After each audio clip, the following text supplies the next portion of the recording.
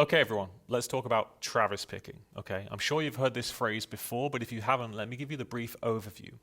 Now, in the middle of the 20th century, there was an amazing guitar player named Merle Travis.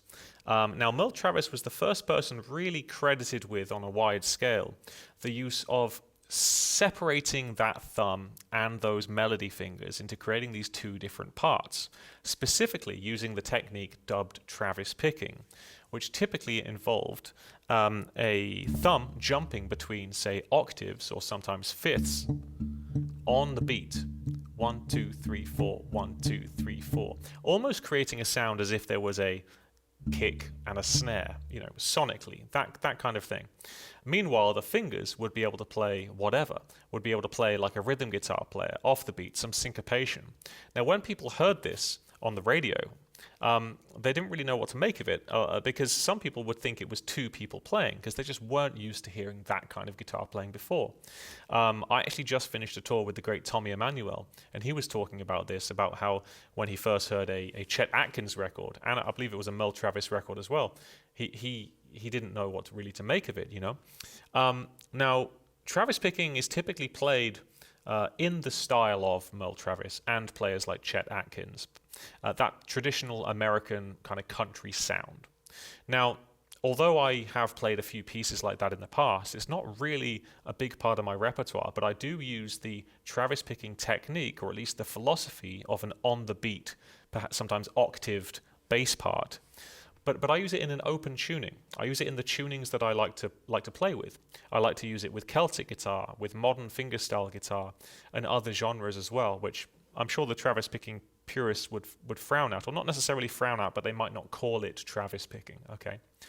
Now, for this little exercise I'm going to play for you now, we're going to be tuned to Dadgad, almost, because we're actually going to drop the A string all the way down to a G. I like to call this my drum fill tuning.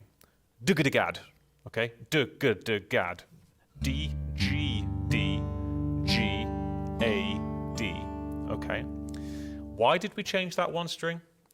Well, the context will reveal why, okay? Now, if I'm going to play a basic Travis picking pattern with my thumb, the same way you're about to right now, I would start with octaves. When we have two Ds readily available in this tuning, the octaves can be played like this. Notice my pinky for support, as always, okay? Give that a go. You can mute it, play it aggressively, you can play it lightly, you can play it open. It's all about the context.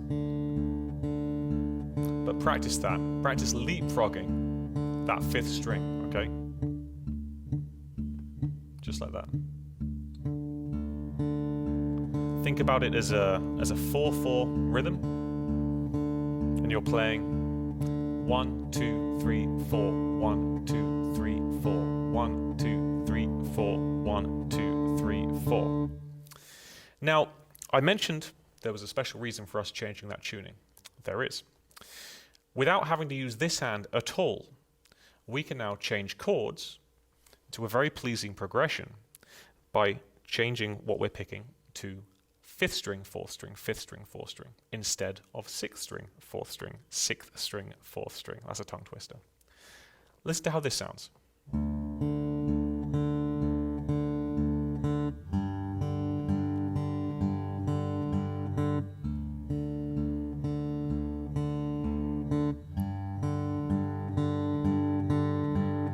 It's almost a full rhythm guitar part between two chords without this hand having to do anything at all. Okay. Now, when I was at university and I was getting into this style, I realized this because I wanted to start shredding with the left hand while the right hand was holding down the fort. What better way to hold down the fort than by playing open strings, which this hand has zero responsibility over. Okay. Let me give you a very basic exercise where the left hand's going to get involved in a very small way whilst we pick some notes, pick some treble notes with the right hand as well. See how you get on with this, okay?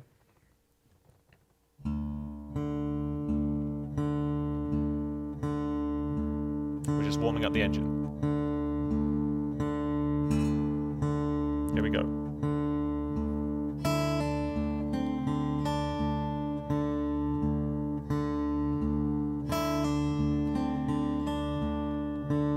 Which chord?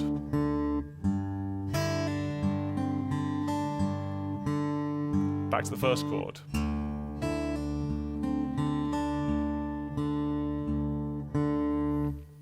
So you see, by freeing up the chords themselves and giving that right hand additional responsibility by playing around with the tuning, we're able to move around very, very freely with minimal effort, okay?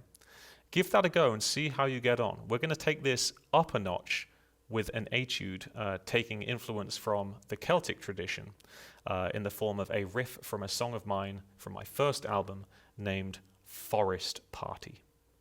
Best of luck. Let's check it out.